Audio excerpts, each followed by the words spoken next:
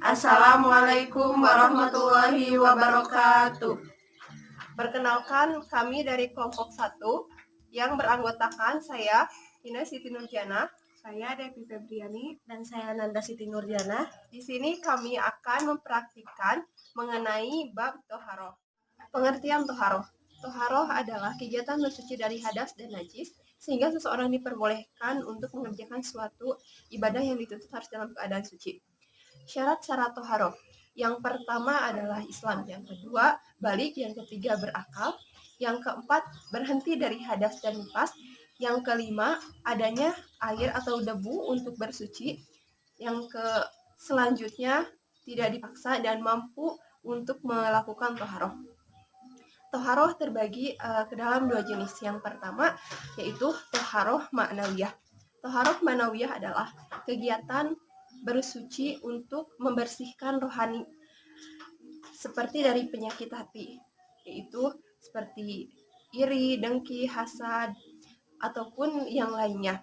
Yang kedua adalah toharoh hisyah, yaitu kegiatan bersuci untuk membersihkan anggota badan atau tubuh yang terkena hadas ataupun najis.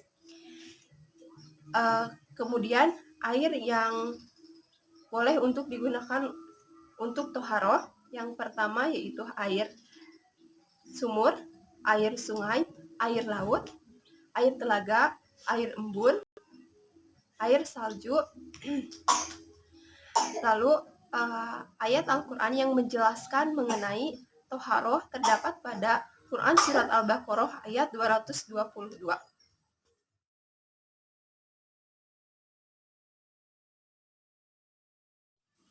Yang selanjutnya ialah hadas. Pengertian hadas sendiri ialah keadaan di mana seseorang dalam keadaan tidak suci sehingga orang tersebut tidak bisa melakukan suatu ibadah.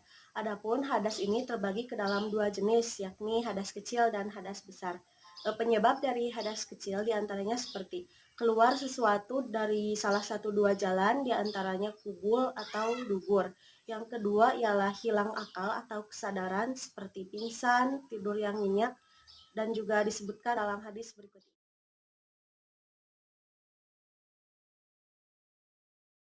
ini. Yang selanjutnya ialah bersentuhnya kulit laki-laki dengan perempuan yang bukan muhrim. Yang selanjutnya ialah menyentuh kemaluan seperti yang disebutkan dalam hadis berikut ini.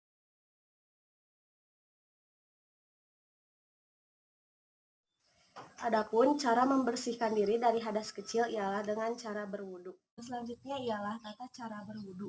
Yang pertama ialah kita membersihkan tangan kita, begitu pula dengan jari jemarinya, boleh 1, 2, maupun 3 kali sampai dirasa bersih.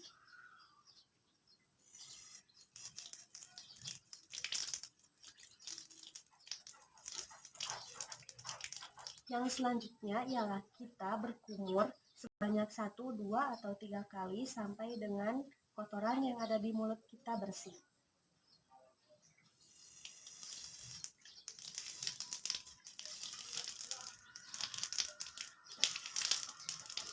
Yang selanjutnya ialah kita membersihkan hidung kita dengan cara menyerap airnya, kemudian mengeluarkannya, boleh sebanyak 3 kali.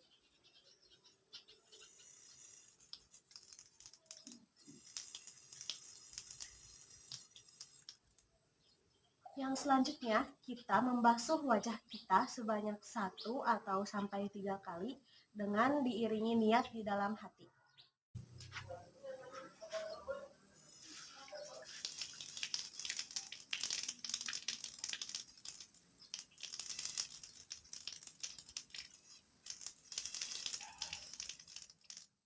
Yang selanjutnya ialah kita membasuh tangan kita sampai dengan sikut. Boleh dimulai dari depan, lalu ke belakang, maupun dari belakang ke depan. Begitu pula dengan tangan yang kiri. Yang selanjutnya ialah kita mengusap atau membersihkan kepala kita sebanyak 3 kali menggunakan jari jemari. Yang selanjutnya ialah kita membersihkan bagian telinga kita dengan cara bagian telunjuk membersihkan bagian depan telinga, sedangkan bagian jempol membersihkan bagian belakang telinga. Untuk yang selanjutnya ialah kita membersihkan kaki kita. Untuk usapan yang pertama boleh kita lakukan untuk membersihkan kuku dan sela-sela jari kita. Usapan yang kedua boleh kita gunakan untuk membersihkan bagian bawah kaki sampai dengan ke belakang atau ke bagian sikut. Dan usapan yang ketiga boleh kita lakukan untuk menyempurnakan wudhu tersebut. Dan kita ulangi hal tersebut ke bagian kaki yang kiri. Yang terakhir ialah kita membacakan doa setelah wudhu dengan menghadap ke kiblat.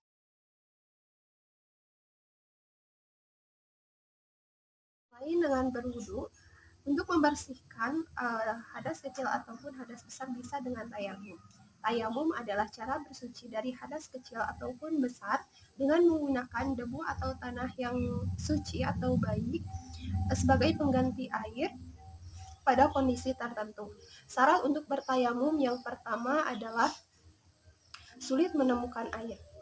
Yang kedua adalah berhentinya dari haid dan nifas. Yang ketiga, mengerti tata cara tayamum. Yang keempat, mampu untuk melakukan tayamum dan tahu arah kiblat di mana. Ayat yang menjelaskan tentang tayamum yaitu dalam Quran surat An-Nisa ayat 43.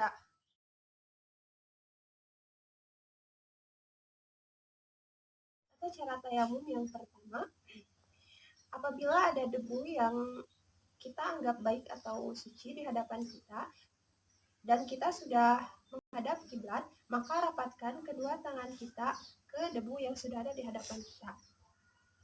Lalu sebelum mengusapkan ke muka kita, maka boleh ditiupkan terlebih dahulu agar debunya tidak terlalu banyak. Lalu bacakan niat untuk tayamum.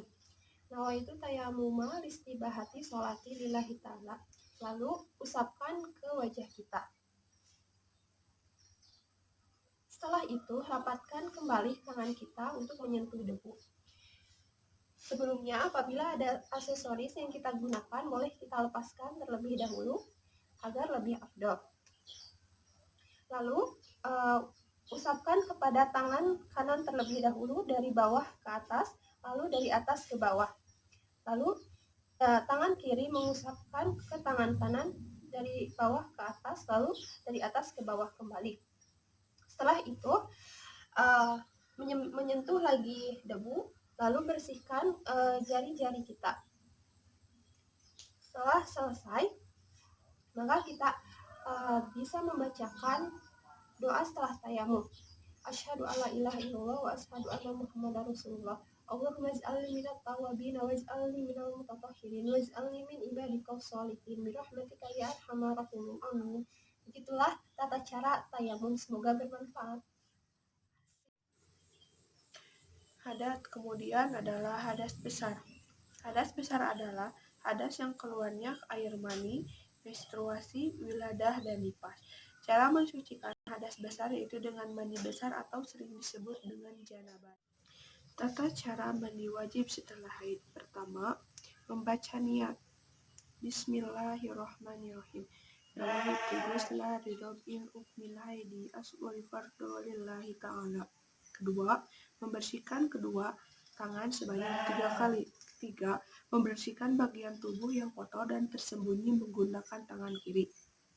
Keempat, mengulangi cuci tangan. Kelima, berwudu dengan niat wudu. Keenam, membasuh kepala sebanyak 3 kali sampai ke pangkal rambut. 7. Memisahkan rambut dengan jari. 8. Mengguyur seluruh anggota tubuh. Dan ke-9, memberi sampo dan sabun. Ada beberapa hal yang harus diperhatikan saat mandi wajib setelah haid. Pertama, menggunakan air yang suci dan membersihkan tanpa terkena kotoran yang bisa mengubah bau dan sifatnya. Kedua, mandi wajib dihukumi sebagai pengganti wudhu. Ketiga, seluruh tubuh tanpa terkecuali harus terkena air keseluruhan. Dan yang keempat, tidak menggunakan tutup kepala.